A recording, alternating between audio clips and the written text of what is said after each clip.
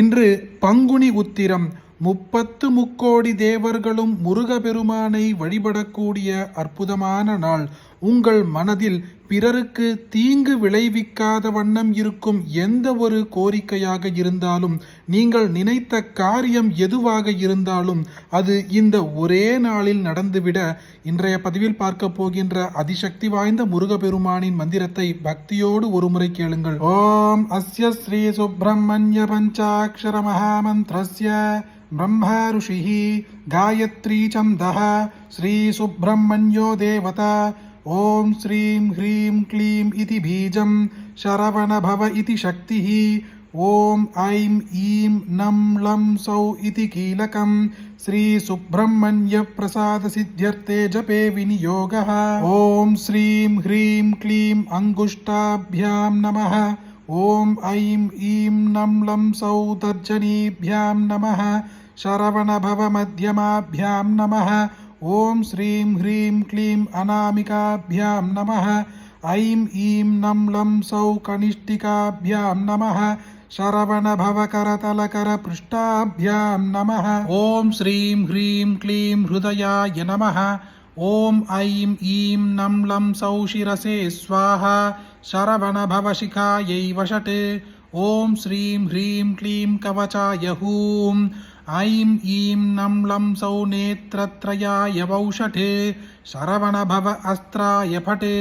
पूर्ववस्सुवरोमिति दिग्बन्धः। ध्यानं सिन्दूरारुणमिन्दुपद्मजैभिः षड्भिर्मुखैर्भासितं कारुण्यामृतपूरसुन्दरधरैर्भान्तं द्विषल्लोचनैः। बिभ्राणाम्बरमब्जयुग्ममभयं शक्तिद्वयं कार्मुखं खड्गं चर्मपृषत्कमुङ्गुशकते वल्लीशमीक्षे हृदि। मानसपूजा वम् अपात्मने जलं कल्पयामि। लं पृथिव्यात्मने गन्धं कल्पयामि। हम आकाशात्मने पुष्पं कल्पयामि। यं वायव्यात्मने धूपं कल्पयामि। रम अज्ञात्मने दीपं कल्पयामि। सर्वात्मने सर्वोपचारान् समर्पयामि। மூலமந்திரஹ. இந்த முருகபெருமானின் மூல மந்திரத்தை 3 முறை சொல்ல வேண்டும்.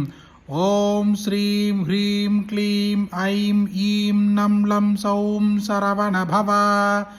ஓம் ஸ்ரீம் ஹ்ரீம் க்ளீம் ஐம் ஈம் நம் லம் சௌம் சரவண பவ. ஓம் ஸ்ரீம் ஹ்ரீம் க்ளீம் ஐம் ஈம் நம் லம் சௌம் சரவண பவ. வம் அபாத்மனே ஜலம் கல்பயாமி. லம் பிருத்யாத்மனே கந்தம் கல்பயாமி. हम आकाशात्मने पुष्पं कल्पयामि। यं वायव्यात्मने धूपं कल्पयामि। रम अज्ञात्मने दीपं कल्पयामि। सर्वात्मने सर्वोपचारान् समर्पयामि। उत्तरन्यासः. ओम श्रीं ह्रीं क्लीं अंगुष्ठाभ्यां नमः। ओम ऐं ईं नं लं सौ तर्जनीभ्यां नमः। शरवण भव मध्यमाभ्यां नमः। ओम श्रीं ह्रीं क्लीं अनामिकाभ्यां नमः। ऐं ईं नं लं सौ कनिष्ठिकाभ्यां नमः। शरवण भव करतलपृष्ठाभ्यां नमः। ओम श्रीं ह्रीं क्लीं हृदयाय नमः। ओम ऐं ईं नं लं सौ शिरसे स्वाहा। शरवण भव शिखायै वषट्। ओम श्रीं ह्रीं क्लीं कवचाय हूं। ऐं ईं नं लं सौ नेत्राय वौषट्। शरवण भव अस्त्राय फट्। பூர்வவஸ்ஸுவரோமிதி திக்விபோகः. முருகபெருமானின் மாலா மந்திரம். இதை 3 முறை சொல்ல வேண்டும். ஓம் நமோ பகவதே ருத்ரகுமாராய ஷடானனாய சக்திஹஸ்தாய அஷ்டாதசலோச்சனாய சிகாமணி பிரலங்கிருதாய க்ரௌஞ்சகிரிமர்தனாய தாரகாசுரமாரணாய ஓம் ஸ்ரீம் ஐம் க்ளீம் ह्रीं हूं फट् स्वाहा. ओम नमो भगवते रुद्रकुमाराय शठाननाय शक्तिहस्ताय अष्टादशलोचनाय शिखामणिप्रलङ्कृताय क्रौञ्जगिरिमर्दनाय तारकासुरमारणाय ओम श्रीं ऐं क्लीं ह्रीं हूं फट् स्वाहा. ஓம் நமோ பகவதே ருத்ரகுமாராய ஷடானனாய சக்திஹஸ்தாய அஷ்டாதசலோச்சனாய சிகாமணி பிரலங்கிருதாய கிரௌஞ்சகிரிமர்தனாய தாரகாசுரமாரணாய ஓம் ஸ்ரீம் ஐம் க்ளீம் ஹ்ரீம் ஹூம் பட்டு ஸ்வாஹா.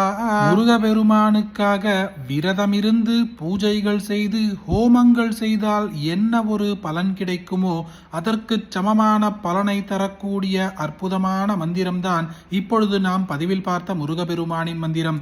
குறிப்பாக இன்று பங்குனி உத்திரத்தன்று ஒருமுறை பக்தியோடு இந்த மந்திரத்தை கேட்ட மாத்திரத்திலேயே உங்கள் மனதில் இருக்கும் எந்த ஒரு கோரிக்கையாக இருந்தாலும், நீங்கள் பல நாட்களாக செய்ய வேண்டும் என்று நினைத்து கொண்டிருக்கும் எந்த ஒரு காரியமாக இருந்தாலும் அது ஒரே நாளில் நடந்தே தீரும்.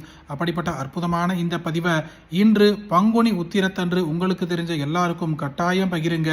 இந்த வீடியோவை லைக் பண்ணுங்க. நாளைக்கு மற்றொரு பதிவில் சந்திப்போம். ஹரி ஓம் மகா பெரியவா போற்றி.